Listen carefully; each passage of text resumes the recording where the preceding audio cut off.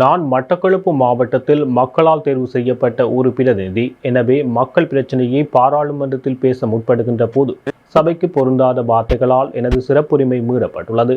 எனவே வெளிவகார அமைச்சர் இவ்வாறு நடந்து கொண்டமைக்காக அவரை 2 வாரங்கள் சபை அமர்வுகளில் பங்கேற்காது தடை விதிக்குமாறு சபாநாயகரிடம் கோரிக்கை விடுப்பதாக பாராளுமன்ற உறுப்பினர் ராசமாணிக்கம் சாணக்கியன் இன்று சபையில் கேட்டுக்கொண்டுள்ளார்.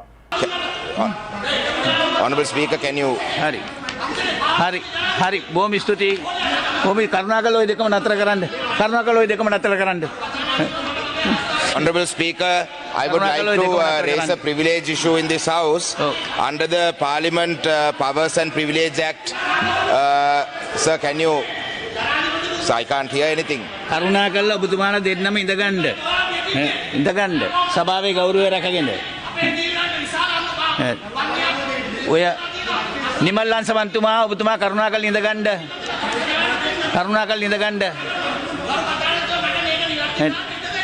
ඔබතුමා කරුණාකරලා ඉඳගන්න. මේ ශානක්‍යන් රාසපුත්ත බන්තුමා ඉදිරියේ ගෙනියන්න.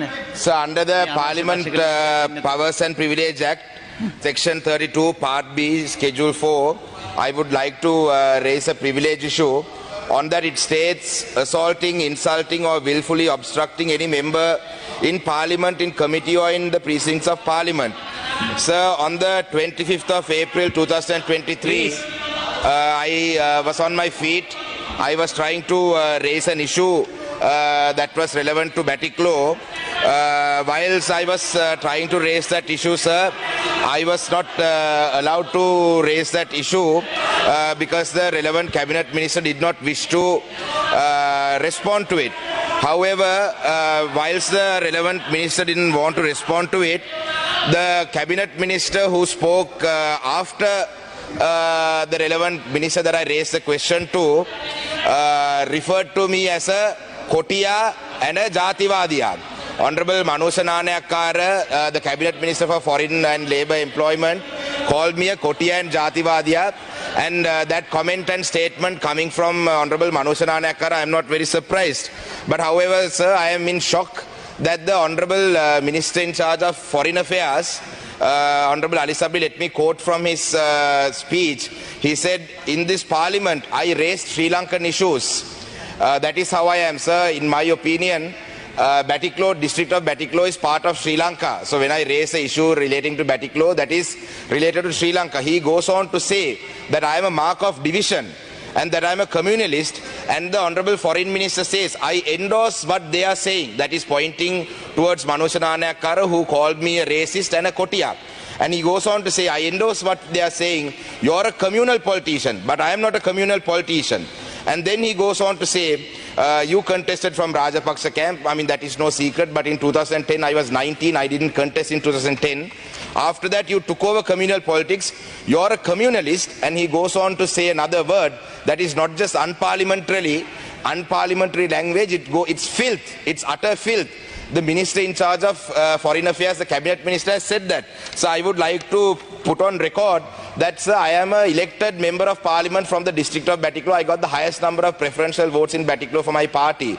So there's a clear distinction between a nationalist MP and an elected MP. So as an elected MP, sir, I have a responsibility and a duty towards the people who elected me to put their interest at first, as opposed to a nationalist MP who maybe was appointed to represent the interest of one individual. So, sir, I'll wind up my privilege issue, sir. I would like to ask for an apology from the minister in charge for that degradatory word that he used about my including my parents. I would like an apology, and I would also like the Ethics and Privilege Committee to, sir, suspend him from Parliament for a period of 2 weeks at least. Because, sir, why I say this is because Minister has said that I raise Sri Lankan issues. This is my priority. I would like to put this final point on record, sir, that raising Sri Lankan issues in this Parliament is not the precinct to being a Sri Lankan.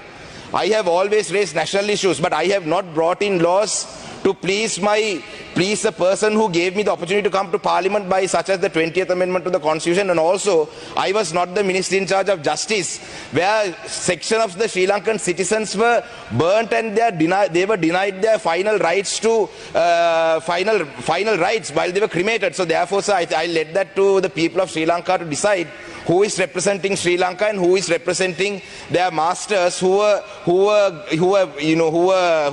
gave a national list on charity to their council. Thank you, sir. Honorable Chanakyan showed the world there is a champion of Tamil cause, and he has stood during the time of grave dangers done to the Tamils during the war. But in 2015, I have the posters, he contested from the Rajapaksa camp. He wanted to ride on the popularity of the Rajapaksas and win the electorate. He was defeated. He got 3,000 votes. All of a sudden, from nowhere, now he become a crusader against the Rajapaksas. What is this?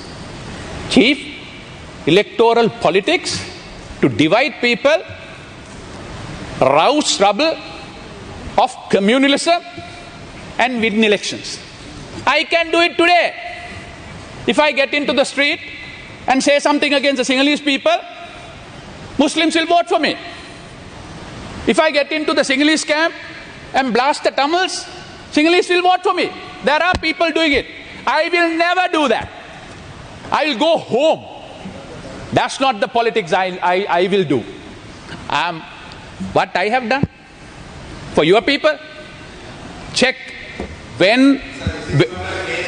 No, I need to give that. Why not? I need to answer when you say something. Listen, please listen. Why not? When I was appointed as the Justice Minister, when I was appointed as the Justice... No, please listen to me, Mr. Manik. But I had the patience to listen to you. I had the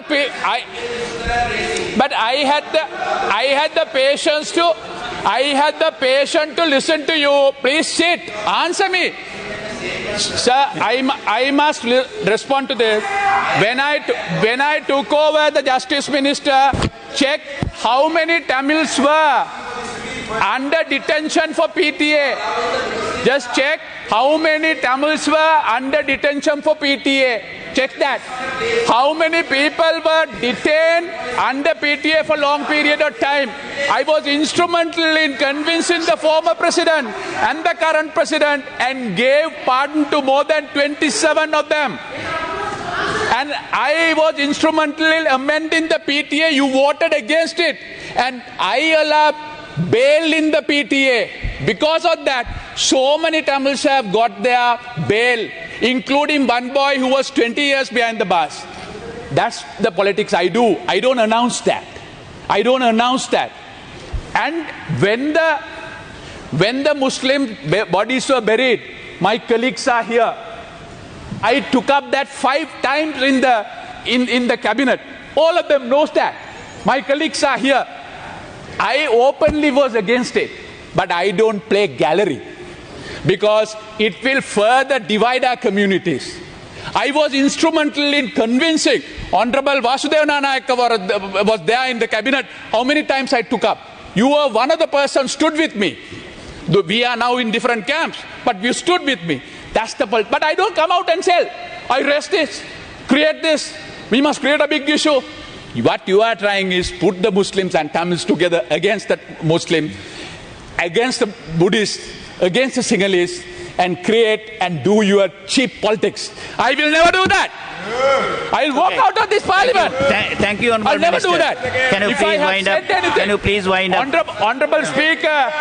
Honorable Speaker, yes, I appeared for Rajapaksas and for Gotabaya Rajapaksa. I'm very proud of, because they led. They may fail in the last 2-3 years because of the sensitive nature of the economic thing, but they played a heroic role in getting rid of terrorism in this country. I will appear, even tomorrow I will appear for them when I go out of it. I'm not going to be here for long. That's not my livelihood like you. I'm a lawyer. I'll go back and I'll practice again.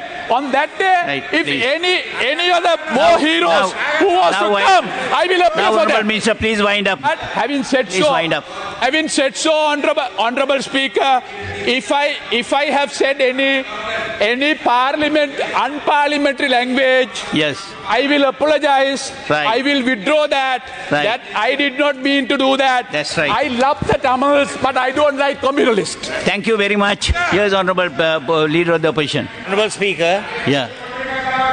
Honorable Speaker, Mullaitivu மாவட்டத்தின் ஒட்டுசுட்டான் பிரதேச செயலாளர் பிரிவுக்குட்பட்ட மாங்குளம் பகுதியில் தொடர்ச்சியாக மாடுகள் களவாடப்படுவதாகவும் இது தொடர்பில் உரிய அதிகாரிகள் உரிய நடவடிக்கை எடுக்கவில்லை என மக்கள் குற்றம் சாட்டியுள்ளனர்.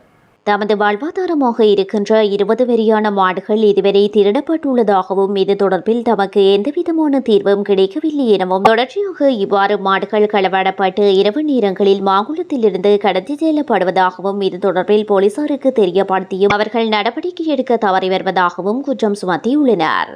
இந்த நிலையில் நேற்றிரவு மாங்குளம் நீதிபுரம் பகுதியிலிருந்து மாடுகளை ஏற்றுவதாக அறிந்த மக்கள் போலீசாருக்கு அறிவித்ததை தொடர்ந்து போலீசார் சம்பவ இடத்துக்கு வருகை தரவில்லை எனவும் அதனைத் தொடர்ந்து விசேட அதிரடிப்படையினருக்கு அறிவித்த போது அவர்கள் குறித்த மாடு ஏற்றுகின்ற இடத்திற்கு வருகை தந்துவிட்டு அங்கிருந்து அந்த வாகனத்தையோ அல்லது மாடுகளையோ ஏற்ற வந்தவர்களையோ கைது செய்யாது வாகனத்தில் ஏற்றிய மாடுகளை இறக்கிவிட்டு வாகனங்களை செல்லுமாறு கூறிவிட்டு சென்றுள்ள நிலையில் விசனமடைந்த இளைஞர்கள் இன்று அதிகாலை 1 மணி அளவில் குறித்த பகுதியில் இருந்து மாடுகளை இறக்கிவிட்டு வந்த வாகனத்தை வீதியில் மறைத்து ஊடகங்களையும் அழைத்து பின்னர் 119 ஊடாகவும் ஊடகவியலாளர் ஊடாகவும் போலீசாரை அளித்து குறித்த இடத்தில் வாகனத்தோடு மாடு ஏற்றுவதற்காக வருகை தந்தவர்களையும் அவர்கள் வருகை தந்த 2 வாகனங்களையும் போலீசாரிடம் ஒப்படைத்தனர்.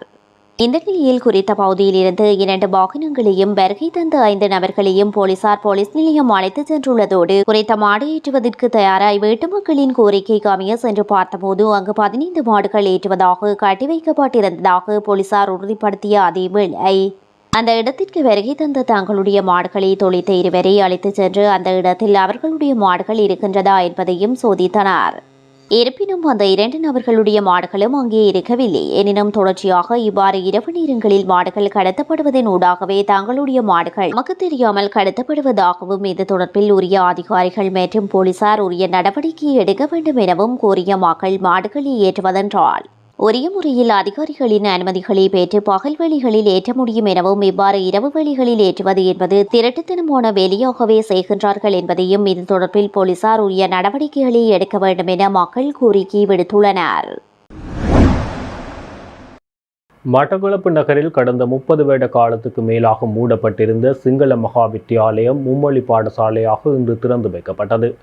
கடந்த கால போர் சூழல் காரணமாக குறித்த பாடசாலை மூடப்பட்டிருந்த அதே நேரம் குறித்த பாடசாலையானது இராணுவத்தின் முகாமாக இருந்து வந்தது. இந்த நிலையில் கிழக்கு மாகாண ஆளுநர் அனுராதா ஜெகம்பத் மேற்கொண்ட முயற்சி காரணமாக குறித்த பாடசாலை இன்று திறந்து வைக்கப்பட்டது. இது தொடர்பான நிகழ்வு இன்று கிளி மட்டக்களப்பு வலய கல்வி பணிப்பாளர் திருமதி சுஜாதா குலேந்திரகுமார் தலைமையில் நடைபெற்ற இந்த பாடசாலை திறப்பு விழாவில் கிழக்கு மாகாண ஆளுநர் அனுராதா ஜெகம்பத் பிரதம அதிதியாக கலந்து கொண்டார். இந்த நிகழ்வில் கிழக்கு மாகாண கல்வி அமைச்சின் செயலாளர் SWG திசாநாயக்க, கிழக்கு மாகாண கல்வி பணிப்பாளர் செல்வி அகிலா கனகசூரியம் உட்பட பலரும் கலந்து கொண்டனர். இராணுவத்தினரின் உதவியுடன் குறித்த பாடசாலை புனரமைக்கப்பட்டு இன்று திறந்து வைக்கப்பட்டது. 3 மொழிகளையும் கேட்கும் வசதிகளுடன் இந்த பாடசாலையாக இது திறந்து வைக்கப்பட்டுள்ளதாக இங்கு தெரிவிக்கப்பட்டது. இலங்கை மத்திய வங்கியின் 2022ஆம் ஆண்டிற்கான வருடாந்த அறிக்கை மத்திய வங்கியின் ஆளுநர் கலாநிதி நந்தலால் வீரசிங்கவினால் நிதி பொருளாதார ஸ்திரப்படுத்தல் மற்றும் தேசிய கொள்கை அமைச்சர் ஜனாதிபதி ரணில் விக்ரமசிங்கவிடம் இன்று நிதி அமைச்சில் வைத்து கையளிக்கப்பட்டது. இலங்கை மத்திய வங்கியின் 73வது வருடாந்த அறிக்கையாக முன்வைக்கப்பட்டுள்ள இது 4 பிரதான பகுதிகளை கொண்டுள்ளது. அதன்படி ஆண்டின் பொருளாதார விவகாரங்களின் நிலையை விளக்குகின்ற 8 அத்தியாயங்களையும் 30 புள்ளிவிவர அத்தியாயங்களையும் முதல் பகுதியில் உள்ளடங்குகின்றது. 2வது பகுதியானது அரசாங்கம் மற்றும் இலங்கை மத்திய வங்கியினால் மேற்கொள்ளப்பட்ட பல்வேறு கொள்கை நடவடிக்கைகள் தொடர்பான வர்த்தமானி மற்றும் சுற்றறிக்கைகளின் தொகுப்பை கொண்டுள்ளது. இந்த அறிக்கையின் 3ஆம் பகுதி இலங்கை மத்திய வங்கியின் திணைக்களங்கள் மற்றும் அவற்றுக்குரிய செயற்பாடுகளை விளக்குவதுடன் 4வது பகுதியில் அரசாங்கம் மற்றும் இலங்கை மத்திய வங்கி தொடர்பான வங்கி கட்டமைப்பு தொடர்பான சட்டங்கள் மற்றும் கட்டளைகளின் பட்டியலை உள்ளடக்கியுள்ளது. நாணய சட்டத்தின் 35வது பிரிவின்படி ஒவ்வொரு வருடமும் அவ்வருடத்துக்குரிய பொருளாதார நிலைமைகள் மற்றும் மேற்கொள்ளப்பட்ட கொள்கைகள் பற்றிய அறிக்கை இலங்கை மத்திய வங்கியின் நாணய சபையினால் தயாரிக்கப்பட்டு குறித்த ஆண்டு நிறைவடைந்து 4 மாதங்களுக்குள் நிதியமைச்சரிடம் கையளிக்கப்பட வேண்டும். நிதியமைச்சின் செயலாளர் மஹிந்த ஸ்ரீவர்தன, இலங்கை மத்திய வங்கியின் பொருளாதார ஆய்வு திணைக்களத்தின் பணிப்பாளர் கலாநிதி PKG ஹரிச்சந்திர, பொருளாதார ஆய்வு மேலதிக பணிப்பாளர்களான கலாநிதி S ஜெகஜீவன் மற்றும் கலாநிதி SRC பத்பெரியா ஆகிய அதிகாரிகள் இந்த சந்தர்ப்பத்தில் கலந்து கொண்டனர். கொரோனா தொற்றுக்குள்ளான கைதிகளுக்கு உடனடியாக சிகிச்சை வழங்குமாறு கோரி மகர சிறைச்சாலையில் கைதிகள் நடத்திய ஆர்ப்பாட்டத்தின் போது 11 கைதிகளை சுட்டுக் கொன்ற சம்பவமானது குற்றம் என வெளிசரி நீதவான் துசித தம்மிக்கு உடவிதான தீர்மானித்தார். குற்றத்துடன் தொடர்புடைய சிறைச்சாலை உத்தியோகத்தர்கள் அனைவரையும் கைது செய்து நீதிமன்றில் முன்னிலைப்படுத்தவும் ரகசிய போலீசாருக்கு உத்தரவிட்டார். உயிரிழந்தவர்கள் சுடப்பட்ட விதத்தை பார்க்கும் போது கலவரத்தை அடக்குவதற்காகவோ மனிதாபிமான நடவடிக்கைக்காகவோ துப்பாக்கி பிரயோகம் நடத்தப்பட்டதாக தெரியவில்லை என்றும், இறந்தவர்கள் சுடப்பட்ட விதத்தின் அடிப்படையில் சிறிய அதிகாரிகள் துப்பாக்கி பிரயோகம் நடத்தியதாக சந்தேகிக்கப்படுவதாகவும் நீதிபதி தீர்ப்பளித்தார். மகர சிறைச்சாலையில் கிளர்ச்சியை அடக்குவதற்காக முழங்களுக்கு கீழே துப்பாக்கி பிரயோகம் நடத்த உத்தரவிடப்பட்டதற்கான ஆதாரங்கள் இருந்த போதிலும் இறந்த கைதிகள் எவரும் முழங்காலுக்கு கீழே சுடப்பட்டதற்கான அடையாளங்கள் இல்லை என நீதிவான் தீர்ப்பளித்தார். அடுத்த ஜனாதிபதி தேர்தல் தொடர்பில் ஸ்ரீலங்கா பொதுஜன பெரமுன கட்சி இன்னும் இறுதி முடிவெடுக்கவில்லை என நாடாளுமன்ற உறுப்பினர் SM சந்திரசேன தெரிவித்துள்ளார். மொட்டுக்கட்சி தலைமையகத்தில் இன்று நடைபெற்ற ஊடக சந்திப்பின் போதே அவர் இவ்வாறு தெரிவித்திருந்தார். அடுத்த ஜனாதிபதி தேர்தலில் ரணில் விக்ரமசிங்கவை பொது வேட்பாளராக களமிறக்க வேண்டும் என தமது கட்சியில் உள்ள உறுப்பினர்கள் சிலர் கருத்து வெளியிட்டு வருவதாகவும், அது அவர்களின் தனிப்பட்ட கருத்து என்றும் SM சந்திரசேன குறிப்பிடுகின்றார். யார் ஜனாதிபதி வேட்பாளர் என்பது குறித்து கட்சி இன்னும் முடிவெடுக்கவில்லை என்றும், கட்சி எடுக்கும் முடிவுக்கு கட்டுப்படுவதாகவும் SM சந்திரசேன மேலும் தெரிவித்துள்ளார். சர்வதேச நாணய நிதியத்தினால் இலங்கைக்கு வழங்கப்பட்ட விஸ்தரிக்கப்பட்ட கடன் வசதி தொடர்பில் பாராளுமன்றத்தில் நாளை இடம்பெறவுள்ள வாக்கெடுப்பில் கலந்து கொள்ளப் போவதில்லை என ஸ்ரீலங்கா சுதந்திர கட்சியின் தவிசாளர் முன்னாள் ஜனாதிபதி மைத்ரிபால சிறிசேன தெரிவித்துள்ளார். அத்தியாவசிய காரணத்தினால் கொழும்பிலிருந்து வெளியேற வேண்டிய நிலை ஏற்பட்டமையே இதற்கான காரணம் என அறிக்கை மூலம் அவர் அறிவித்துள்ளார். தற்போதைய பொருளாதார நிலைமைக்கு மத்தியில் சர்வதேச நாணய நிதியத்திடமிருந்து கடனை பெற்றுக் கொள்வது தவறான விடயமில்லை எனவும் அவர் குறிப்பிட்டுள்ளார். விதிக்கப்பட்டுள்ள பாதகமான நிபந்தனைகள் குறித்து சர்வதேச நாணய நிதியத்துடன் கலந்துரையாடியதன் பின்னர் அவற்றை எளிமையாக்க வேண்டும் அல்லது நீக்க வேண்டும் எனவும் முன்னாள் ஜனாதிபதி தெரிவித்துள்ளார். கடந்த 40 ஆண்டுகளாக உள்நாட்டு நிதியில் மாத்திரமன்றி வெளிநாடுகளிடமிருந்து பெற்றுக்கொண்ட நிதியிலும் பாரிய ஊழல் மோசடிகளே இடம்பெற்றுள்ளதாக அவர் சுட்டிக்காட்டியுள்ளார். அத்தகைய ஊழல் மோசடிகளுடன் சில அரசியல்வாதிகளும் அதிகாரிகளும் தொடர்பு பட்டுள்ளதாக மைத்ரிபால சிறிசேன தெரிவித்துள்ளார்.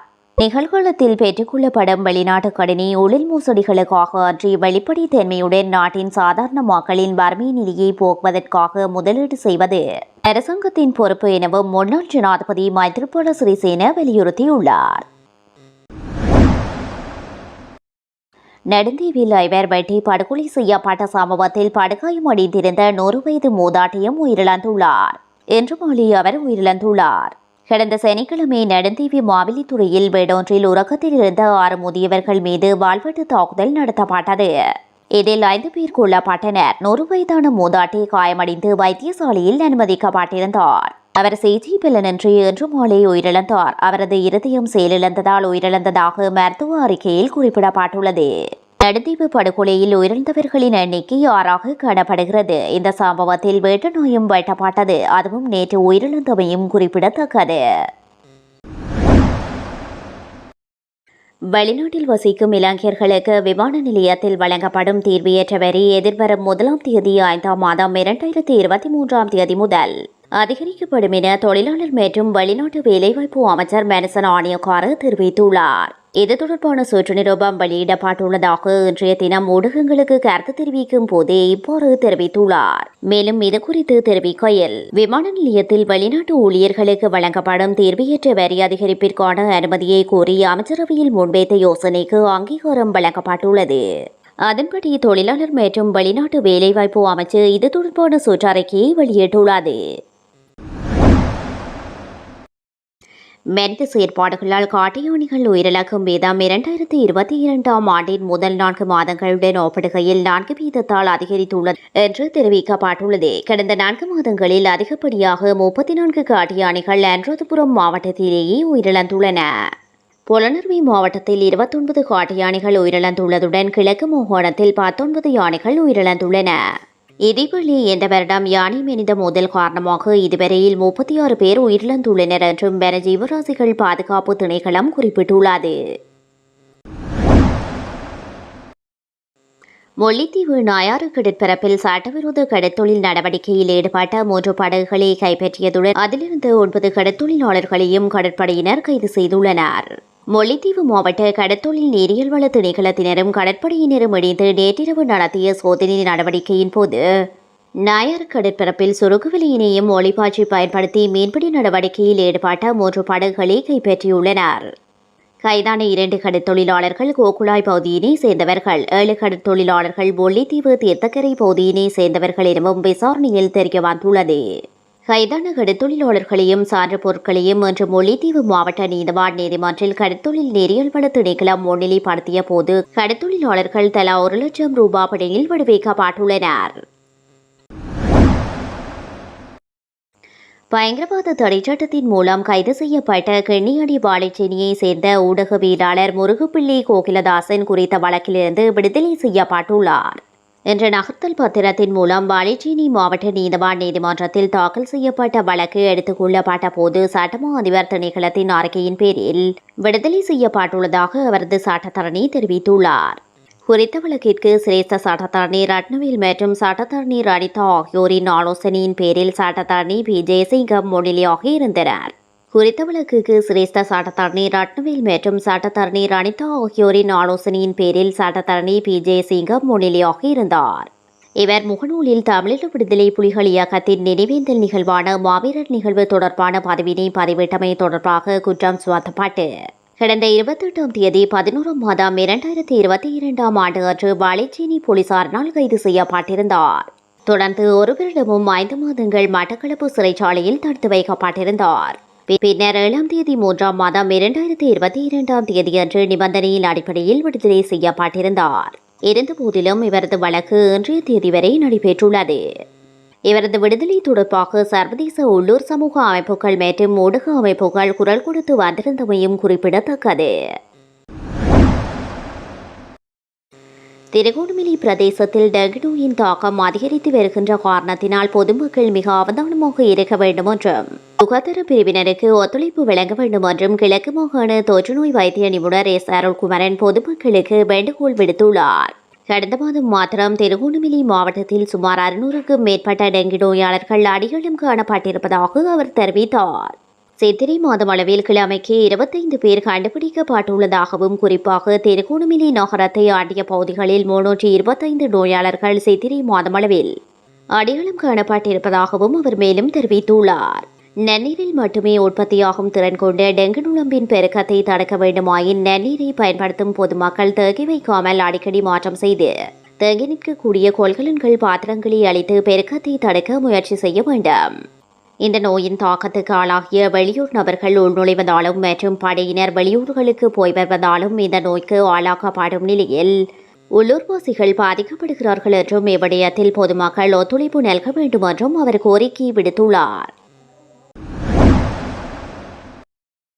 சுனாமியில் கொள்ளையடித்த ராஜபக்சர்கள் எம்பி எக்ஸ்பிரஸ் கப்பல் விவகாரத்தில் லஞ்சம் பெற்றிருக்க மாட்டார்கள் என்று கருத முடியாது. வழக்கு தாக்கல் தாமதப்படுத்தப்படுவதன் பின்னணியில் ராஜபக்சர்கள் இருப்பார்கள் என்ற சந்தேகம் உள்ளது என ஐக்கிய மக்கள் சக்தியின் பாராளுமன்ற உறுப்பினர் ஃபீல்ட் மார்ஷல் சரத் பொன்சேகா தெரிவித்துள்ளார். பாராளுமன்றத்தில் வியாழக்கிழமை இடம்பெற்ற சர்வதேச நாணய நிதியத்தின் ஒப்பந்தம் மீதான 2ஆம் நாள் விவாதத்தில் உரையாற்றும் போதே மேற்கண்டவாறு குறிப்பிட்டார். ஏப்ரல் 21 குண்டு தாக்குதல் சம்பவத்தால் பாதிக்கப்பட்டவர்களுக்கு இதுவரை நீதி கிடைக்கவில்லை. சாரா எனப்படும் புலஸ்தீனி உயிருடன் உள்ளாரா இல்லையா என்பது இழுபறி நிலையில் உள்ளது. குண்டு தாக்குதலுக்கு பொறுப்பு கூற வேண்டிய நபர் குண்டு தாக்குதல் சம்பவத்தின் போது சிங்கப்பூர் நாட்டுக்கு ஓடியொழிந்தார். இப்போது நியாயத்தை பற்றி கருத்துரைகிறார். எம்பி எக்ஸ்பிரஸ் கப்பல் விவகாரத்தில் லஞ்சம் பெற்றுக் கொள்ளப்பட்டதாக குறிப்பிடப்படுகிறது. கடல்வாழ் உயிரினங்களை கொன்று லஞ்சம் பெறும் நிலைக்கு மெல்ல குளம் தள்ளப்பட்டுள்ளது. சுனாமி ஊடாக கொள்ளையடித்த ராஜபக்சர்கள் இந்த கப்பல் ஊடாக லஞ்சம் பெற்றிருக்க மாட்டார்கள் என்று கருத முடியாது. வழக்கு தாக்கல் ராஜபக்சர்களினால் தாமதப்படுத்தப்படுகிறது என்ற சந்தேகம் காணப்படுகிறது. நாட்டில் சட்டம் ஒழுங்கு இல்லை என்பது பல விடயங்களில் தெளிவாகிறது. மக்கள் போராட்டத்தின் ஊடாகவே சிறந்த அரசியல் கலாச்சாரத்தை ஏற்படுத்த வேண்டும். கால்களை நோக்கிய நபர் தற்போது மே 9 சம்பவம் தொடர்பில் புத்தகம் வெளியிட்டு ராணுவ அதிகாரிகளுக்கு எதிராக கருத்துக்களை குறிப்பிடுகிறார்.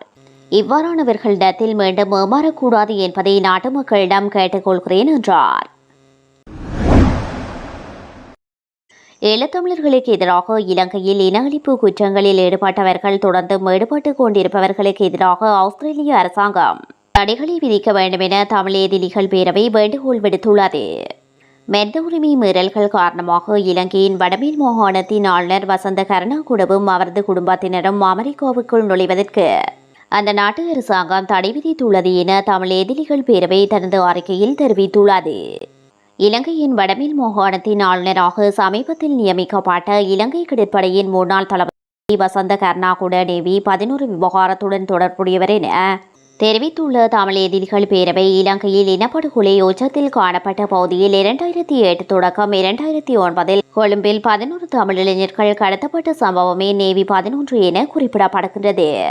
கடத்தல், சித்திரவதை, தடுத்து வைத்திருத்தல், மிரட்டி பணம் பறித்தல், சதி போன்ற குற்றச்சாட்டுகள் முன்னர் வசந்த கருணாகுடவுக்கு எதிராக காணப்பட்டன. எனினும் 2021 தற்போதைய சட்டமா அதிபர் சஞ்சய் ராஜரத்தினத்தினால் அவை கைவிடப்பட்டன என தமிழ் எதிரிகள் பேரவை தெரிவித்துள்ளது. முல்லைத்தீவு மாவட்டத்தின் தன்னிமுறிப்பு குருந்தூர் மலையில் நீதிமன்ற கட்டளையை மீறி பௌத்த விகாரை அமைக்கும் பணிகள் தொடர்ச்சியாக இடம்பெற்று வருவதாக குருந்தூர் மலை ஆதிசிவன் ஐயனார் ஆலயத்தினர் சார்பில் 2ஆம் தேதி 3ஆம் மாதம் 2023 அன்று நீதிமன்றில் முறையீடு செய்யப்பட்ட வழக்கு விசாரணைகள் வியாழக்கிழமை முல்லைத்தீவு நீதவான் நீதிமன்றில் இடம்பெற்றது. இதன்போது அவ்வாறு நீதிமன்ற கட்டளைகளை மீறி கட்டுமான பணிகள் எதுவும் நடக்கவில்லை என தொல்பொருள் திணைக்களம் மற்றும் அரசு சட்டத்தரணிகள் மன்றில் தெரிவித்தனர். இதனை ஆலய தரப்பு சட்டத்தரணிகள் எதிர்த்திருந்த நிலையில் பல மணி நேர வாத விவாதங்களின் பின்னர் நீதிபதி டி சரவணராஜா அவர்கள் 4ஆம் தேதி 7ஆம் மாதம் 2023 அன்று குருந்தூர் மலைக்கு நேரடியாக சென்று நிலைமைகளை பார்வையிட்ட பின்னர் கட்டளை விளக்க வழக்கு விசாரணைகளை ஆடி மாதம் 4ஆம் தேதிக்கு தவணையிட்டுள்ளார்.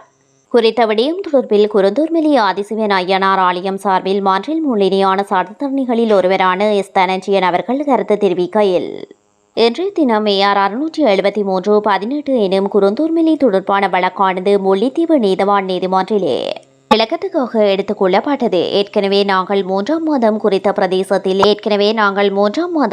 பிரதேசத்திலே ஏற்கனவே நீதிமன்றால் வழங்கப்பட்ட 2 கட்டளைகளுக்கு எதிராக ஏற்கனவே நீதவான் நீதிமன்றத்திலே மேம்படுத்தல் வேலைகளவையும் கட்டுமான வேலைகளவையும் செய்யக்கூடாது என்ற கட்டளை வழங்கப்பட்டிருந்தது. இந்த நீதிமன்ற கட்டளைகளை மீறி தொல்பொருள் திணைக்களத்தினால் விகாரி கட்டுமானங்கள் நினைவு செய்யப்பட்டிருந்தது. இது தொடர்பாக நாங்கள் நகர்த்தல் பத்திரம் அதனை சமர்ப்பணம் செய்திருந்தோம். அந்த சமர்ப்பணத்திலே மேம்படுத்தல் வேலை திட்டங்கள் தொடர்பான சான்றுகளை புகைப்படங்கள் ஊடாகவும் நாங்கள் வழிகாட்டியிருந்தோம். அது தொடர்பாக பதிலை வழங்குவதற்காக இன்றைய தினம் குறித்த வழக்கானது நியமிக்கப்பட்டிருந்தது. இந்த நிலையில் தொல்பொருள் திணைக்களத்தின் சார்பில் சிரேஷ்ட அரசுவாதிகள் நீதிமன்றத்திலே தோன்றிய சமர்ப்பணங்களை செய்திருந்தனர். அதிலே குறிப்பிட்ட கட்டுமானம் சட்டவிரோதமாக மேற்கொள்ளவில்லை என தெரிவித்திருந்தனர். ஆனால் இதனை எதிர்த்து நாங்கள் குறித்த கட்டுமானம் சட்டவிரோதமானது என கவனத்தை தெரிவித்தோம். இது தொடர்பாக கட்டளை வழங்கிய நீதிமன்றமானது குறித்த இடத்துக்கு மீள களவிஜயம் மேற்கொண்டு அந்த களவிஜயத்தின் அடிப்படையில் குறித்த மேம்படுத்தல் வேலைகள் இடம்பெற்றனவா, சட்டவிரோத செயற்பாடுகள் நீதிமன்ற கட்டளையை அவமதித்து இடம்பெற்றனவா என்பது தொடர்பாக தீர்ப்பளிப்பதற்காக 7ஆம் மாதம் 4ஆம் தேதிக்கு தவணையிடப்பட்டது என்றார். தனி சிங்கள சட்டம் கொண்டுவரப்பட்ட போது தமிழ் மக்கள் இன ரீதியாக தாக்கப்பட்டார்கள். அதன் விளைவாகத்தான் விடுதலை புலிகள் ஆயுதம் ஏந்தினார்கள். அதன் பின்னர் 1983 ஏற்பட்ட ஜூலை கலவரத்தில் தமிழ் மக்கள் மீதான கொடூர இன தாக்குதலின் பின்னரே விடுதலை புலிகளை தமிழ் மக்கள் ஆதரித்தனர் என பாராளுமன்ற உறுப்பினர் சார்ல்ஸ் நிர்மலநாதன் இன்று பாராளுமன்றத்தில் தெரிவித்தார். அவர் அங்கு தெரிவிக்கையில், இன்றைய இந்த IMF-இனுடைய விவாதம் தொடர்பாக உரையாற்ற கிடைத்தமைக்கு நன்றியை தெரிவித்துக் கொள்கிறேன். குறிப்பாக இன்றைய இந்த IMF சர்வதேச நாணய நிதியத்தில் ஏன் நாங்கள் கடன் பெற வேண்டும் என்ற கேள்வி இருக்கிறது. எனக்கு முன் பேசிய இராஜாங்க அமைச்சர் குறிப்பிட்டிருந்தார், LTTயை தாக்குவதற்காக தாங்கள் கடன்கள் பெற்றோம், LTT தான் அந்த யுத்தத்தை ஆரம்பித்ததென்று. கௌரவ உறுப்பினருக்கும் இந்த சபைக்கு நான் ஒரு விடயத்தை தெரிவித்துக் கொள்ள விரும்புகின்றேன். 1957ஆம் ஆண்டு பண்டாரநாயக் அவர்கள் தனி சிங்கள மொழி சட்டத்தை இலங்கையில் அவசரமாக நடைமுறைப்படுத்தினார். அதன் நடைமுறைப்படுத்தியதன் பயனாக மொழி போராட்டம் ஆரம்பிக்கப்பட்டு தமிழர்கள் இன ரீதியாக தாக்கப்பட்டார்கள். தமிழர்கள் இன ரீதியாக தாக்கப்பட்டதன் விளைவாகத்தான் தமிழீழ விடுதலை புலிகள் ஆயுதமேந்தி போராடினார்கள். அது மாத்திரமல்ல, தமிழீழ விடுதலை புலிகள் ஆயுதமேந்தி போராடியதற்கு அப்பால் 1983ஆம் ஆண்டு ஜூலை மாதம் தமிழ் மக்கள் மீது கட்டவிழ்த்து விடப்பட்ட இன வெறி செயலுக்காகத்தான் தமிழ் மக்கள் தமிழ் விடுதலை புலிகளுக்கு ஆதரவளித்தார்கள் என்பதை இந்த சபைக்கும் இதற்கு முன் பேசிய இராஜாங்க அமைச்சருக்கும் நான் சொல்லிக்கொள்ள விரும்புகின்றேன். அதே நேரத்தில் IMF ஏன் நாங்கள் கடன் பெற வேண்டும், இலங்கை ஒரு அழகிய தீவாக இருந்தும் பொருளாதார நெருக்கடிக்கு ஏன் சிக்கிக்கொள்ள வேண்டும், ஏன் சர்வதேச நாணய நிதியத்தில் கடன் பெற வேண்டுமென்றால் இங்கு சகல மக்களுக்குமான சமத்துவமான ஒரு அரசியல் யாழ்ப்பு இன்மை காரணமாக தமிழ் மக்கள் தொடர்ச்சியாக தாக்கப்படுவதும் அழிக்கப்படுவதும், தமிழ் மக்களை அழிப்பதற்காக பிற நாடுகளில் கடன்களை வேண்டி அந்த கடன்களுக்குரிய வட்டியை செலுத்த முடியாமல் இருந்ததும், அதே சம நேரத்தில் சரியான பொருளாதார கொள்கை இல்லாமல் அரசியல் ரீதியாக ஆட்சியாளர்கள் தங்களுடைய ஆட்சியை தக்க வைப்பதற்கு எடுத்த தீர்மானங்களும் தான் இன்று இலங்கை பொருளாதார நெருக்கடிக்கு சென்றிருக்கிறது. தற்பொழுது இங்கு பேசிய உறுப்பினர்கள் குறிப்பிட்டிருந்தார்கள், எரிபொருள் இல்லாமல் இருந்தது, எரிபொருள் வந்துவிட்டது, நிலக்கரி இல்லாமல் இருந்தார்கள், நிலக்கரி வந்துவிட்டது. இது தற்பொழுது ஏற்பட்ட 1.5 வருட காலங்களுக்கு ஏற்பட்ட விடயம். ஆனால் இலங்கை சுதந்திரம் அடைந்ததன் பிற்பாடு இலங்கையினுடைய சரியான பொருளாதார கொள்கை இல்லாதன் காரணத்தினால் தான் இந்த நிலைமை ஏற்பட்டது. இந்த சர்வதேச நாணய நிதியத்தில் கடன் பெறுவதன் மூலம் இலங்கை பொருளாதாரத்தில் இருந்து மீள முடியும், இலங்கை அபிவிருத்தி அடைய முடியும் என்று யாரும் நினைப்பார்களாயிருந்தால் அவர்களுடைய கனவாகத்தான் அமையும். முதலில் சரியான பொருளாதார கொள்கை வேண்டும், இனங்களுக்கிடையில் சமத்துவமான அதிகார பகிர்வு வேண்டும். இது இரண்டும் இல்லாமல் சர்வதேச நாணய நிதியத்தில் கடன் பெற்றா என்ன, ஆசிய அபிவிருத்தி வங்கியில் கடன் பெற்றா என்ன, உலக வங்கியில் கடன் பெற்றால் என்ன, ஜெய்காவில் கடன் பெற்றால் என்ன, இலங்கையினுடைய இந்த 2 விடயங்களும் சரியான பொருளாதார கொள்கையும் இடங்களுக்கிடையில் சமத்துவமாக வாழக்கூடிய வகையிலான அரசியல் யாப்பும் உருவாக்கப்படாமல் இலங்கை எந்த காலத்திலும் பொருளாதாரத்தில் முன்னேற முடியாது. இதை நீங்கள் சரியான ஒரு பதிவாக எடுத்து வைத்துக் கொள்ளுங்கள். ஏனென்று சொன்னால் இன்று பலர் நினைக்கிறார்கள், இந்த சர்வதேச நாணய நிதியம் வந்தவுடன் சகல விடயங்களும் முடிந்துவிட்டது, இனி இலங்கைக்கு மீட்சி என்று கூறுகிறார்கள். இலங்கை ஒரு காலத்தில் மற்ற நாடுகளுக்கு கடன் வழங்கக்கூடிய நிலையில் இருந்து இன்று ஏன் சர்வதேச நாணய நிதியத்தில் கடன் பெற்றால்தான் இலங்கையில் வாழ முடியும் என்ற சூழ்நிலை உருவானது என்பதை சகலரும் சிந்திக்க மறுக்கிறார்கள். இதுதான் இன்றையான பிரதானமான விடயமாக இருக்கிறது. அதே நேரத்தில் இலங்கையினுடைய பொருளாதாரத்திற்கு அப்பால், பொருளாதாரத்திற்கு மேல் பாதுகாப்புக்கு நிதியை ஒதுக்குவது மிகப்பெரிய ஒரு இலங்கையின் பொருளாதாரத்திற்கு மிகவும் ஒரு பின்னடைவான விடயம். 2010ஆம் ஆண்டு முதல் 2023ஆம் ஆண்டு வரை பாதுகாப்பு அமைச்சுக்கு ஒதுக்கப்பட்ட நிதி 4200.8 பில்லியன்கள் ரூபாய் ஒதுக்கப்பட்டிருக்கிறது. பிரதிசாபன் அவர்களே, நாட்டினுடைய பொருளாதாரம் எங்கு செல்கிறது என்றதை பாருங்கள். 2023ஆம் ஆண்டு 410 பில்லியன்கள் ரூபாய் ஒதுக்கப்பட்டிருக்கிறது. மொத்த வரவு செலவு திட்டத்தில் 36.95%. 2023ஆம் ஆண்டு நாடு மிக பெரும் பொருளாதார நெருக்கடிக்குள் சிக்குண்டது, கொரோனாவுக்குள் சிக்குண்டது. கல்வியை கற்க முடியாமல் மாணவர்கள் தவித்துக் கொண்டிருக்கிறார்கள். சரியான முறையில் சுகாதார அமைச்சு இயங்க முடியாமல் இருக்கிறது. சுகாதார வைத்தியசாலைகள் இருக்கின்ற இயந்திரங்கள் பழுதடைந்த இயந்திரங்களை திருத்துவதற்கு நிதி இல்லை, அந்த எந்த அமைச்சுக்கும் உரிய பணங்கள் இல்லை. ஆனால் பாதுகாப்பு அமைச்சுக்கு மாத்திரம் இலங்கை வரவு செலவு திட்டம் நிதி ஒதுக்குகிறது. எவ்வாறு பொருளாதாரத்தில் நாங்கள் முன்னேற முடியும் என்பதை சற்று சிந்தித்து பாருங்கள். நாங்கள் தொடர்ச்சியாக இந்த இராணுவ கட்டமைப்பை நாங்கள் மென்மேலும் வளர்ப்பதால் இலங்கைக்கு என்ன பயன் இருக்கிறது? நல்லிணக்கம் என்னென்று உருவாகும்? 2009ஆம் ஆண்டு யுத்தம் முடிந்தது. யுத்தம் முடிந்ததன் பிற்பாடு நல்லிணக்கம் உருவாக்குவதற்கு பல சந்தர்ப்பங்கள் இருந்தது. ஆனால் இன்னும் அரசாங்கமும் ஆட்சியாளர்களும் அதற்கு தயாரில்லை. ஒரு சில உலக நாடுகளை திருப்திப்படுத்துவதற்காக ஒரு சில விடயங்களை சொல்கிறார்கள், செய்வது குறைவு. குறிப்பாக வடக்கு கிழக்கில் பல 1000 ஏக்கர் காணிகள் தனியார் காணிகள் இராணுவமயம் இருக்கிறது. ஏன் என்னுடைய காணி கூட, என்னுடைய தகப்பனாரின் பூர்வீக உறுதி காணி கூட இராணுவம் வைத்திருக்கிறது. அதேபோல பல்லாயிரக்கணக்கான தனியார்களுடைய காணிகள் இராணுவம் வைத்திருக்கிறது. ஏன் அதை தனியாருக்கு ஒப்படைக்க முடியவில்லை? அந்த நல்லிணக்கம் எங்கு போய்விட்டது? அதேபோல பல விவசாய பண்ணைகள் இராணுவமயம் இருக்கிறது.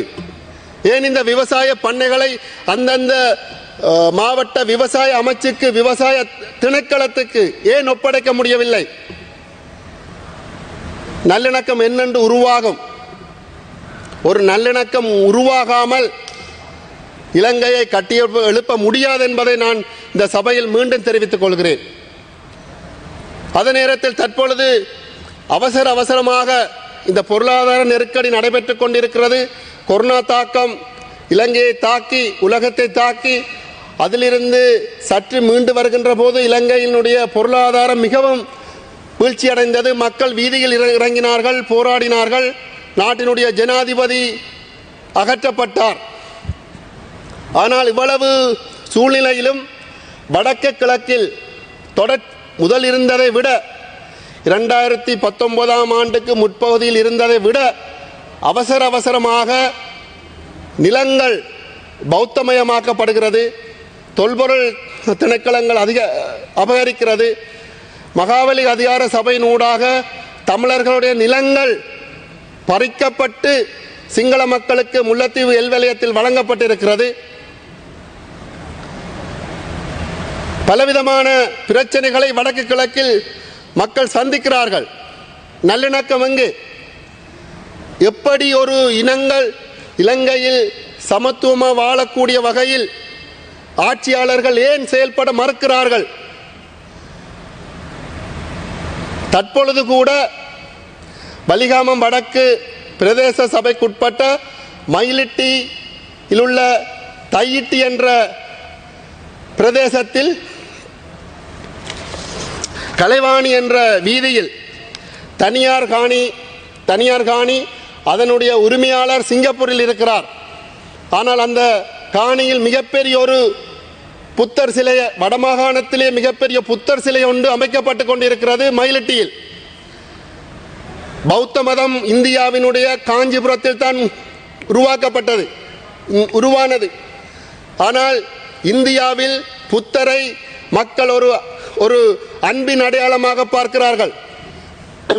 ஆனால் இலங்கையில் நிலங்களை அபகரிப்பதற்கும் மக்களுடைய கலாச்சாரங்களை, தமிழர்களுடைய கலாச்சாரங்களை, மத அடையாளங்களை இல்லாதொழிப்பதற்கும் புத்தரை பயன்படுத்துகிறார்கள். இந்தியாவில் உருவான பௌத்த மதம் இலங்கையில் சிங்கள பௌத்த இனவாதமாக மாறி இன்றைக்கு வடக்கு கிழக்கில் தமிழர்களுடைய பூர்வீக நிலங்களை அபகரிப்பதற்காக புத்தரை பயன்படுத்துகிறார்கள்.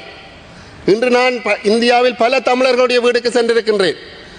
அங்கு புத்தருடைய சிலை இருக்கிறது. அவர்கள் தங்களுடைய வீட்டில் ஒரு இடத்தில் புத்தருடைய சிலையை வைத்திருக்கிறார்கள். ஆனால் வடக்கு கிழக்கில் தமிழர்களுடைய மனங்களில்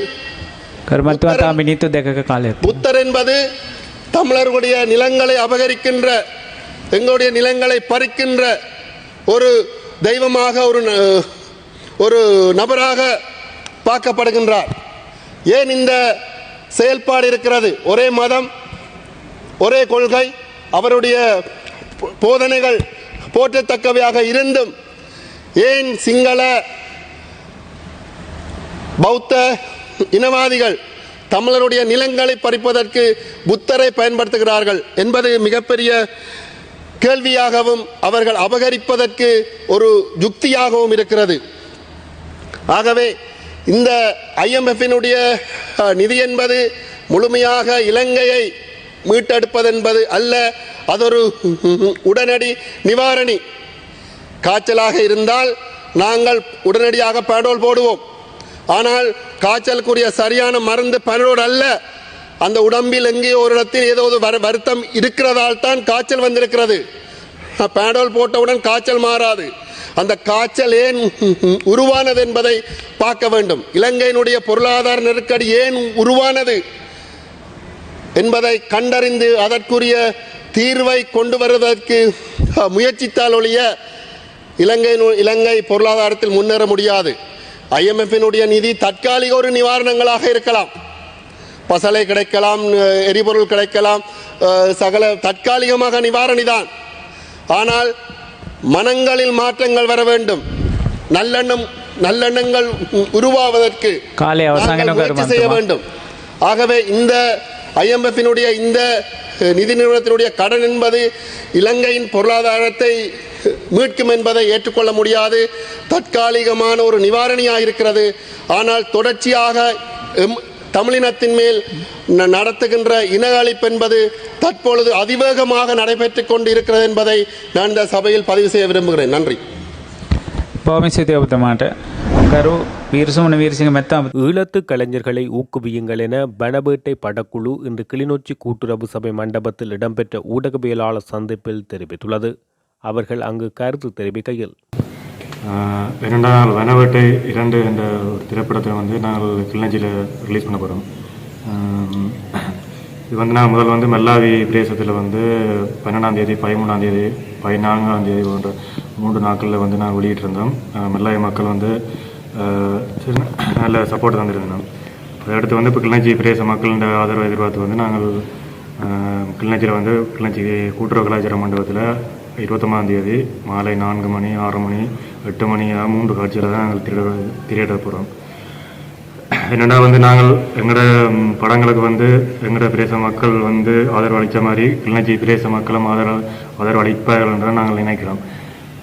என்றால் நாங்கள் தொடர்ந்து இப்போ ஒரு 4-5 நாளாக இந்த கிளிநொச்சி பிரதேசத்தில் மாறி மாறி விளம்பர பணிகள் இதெல்லாம் செய்து கொண்டு வரோம்.